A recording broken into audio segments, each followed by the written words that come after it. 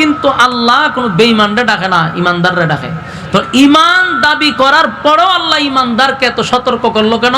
কারণ আমরা ইমানের দাবি করি কিন্তু বাস্তবে আমাদের ইমান জিরোতে গিয়ে বসে রয়েছে। এই জন্য আল্লাহ বারবার ইমানদারকে সতর্ক করে, তোরা তো নিজেরই ইমানদার দাবি করস কিন্তু ইমানের কৌটা জিরো। এই জন্য আল্লাহ আমাদেরকে সতর্ক করে দিছেন। তাহলে এখানে কি আসলো?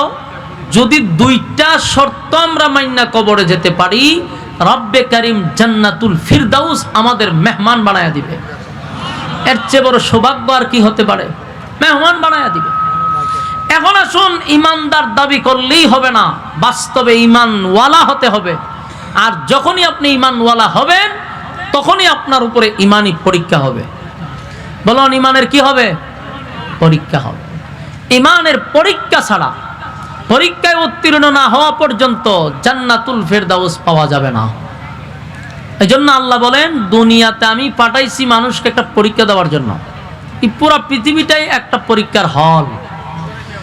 কলেজ, ভার্সিটি, মাদ্রাসায় যেমন 3 ঘন্টা সময় থাকে পরীক্ষার হলে, দুনিয়া নামক এই জায়গাতে 60-70 বছর পরকালের এই 2-3 ঘন্টা সমান। আল্লাহ জাস্ট শুধু একটা পরীক্ষার জন্য পাঠাইছে। পরীক্ষার হলে স্বাধীনতাও দিছি, যার মনে চাইতেছে সঠিক উত্তর দিতেছে, যার মনে যেমনে চায় এমনে চলতেছে, কিন্তু সময় 3 ঘন্টা। এর ভিতরে রেজাল্ট তোমাকে ভালো করতে হবে। তোমরা কি মনে করছো আমি তোমরা অনর্থক বানাইছি? আপনারা কি মনে হয় আল্লাহ আমরা অনর্থক বানাইছে? খাইবার লেগিয়া, ঘুমাইবার লেগিয়া?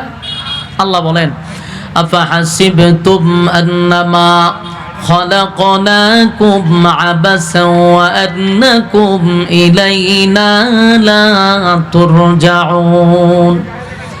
রব্বি কারীম বলেন, অনর্থক বানাই নাই, অকারণে বানাই নাই, নিষ্প্রয়োজনে বানাই নাই। বানাইলাম কেন? বানাইলাম ওয়ামা খালাকতুল জিন্না ওয়াল ইনসা ইল্লা লিয়াবুদুন। মানব দানব দুইটা জাতিরে আমি বানাইছি শুধুমাত্র কেবলমাত্র আমি আল্লাহর গোলামির জন্য।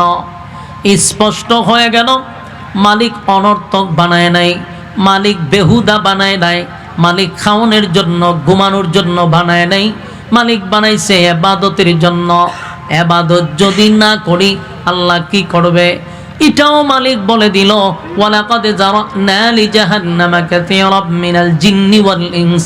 আল্লাহ বলেন, জিন এবং মানুষ দুইটা জাতিরে আমি আগুন দিয়া জ্বালাবো আর পোড়াবো। শুধু এখানেই নাই, আল্লাহ বলেন, মন গড়া জিন্দেগি চালাইলে ইন্না জাহান্নামা কানাত মিরসাদা, নিশ্চয়ই জাহান্নাম তোমাদের জন্য উৎ পেতে বসা।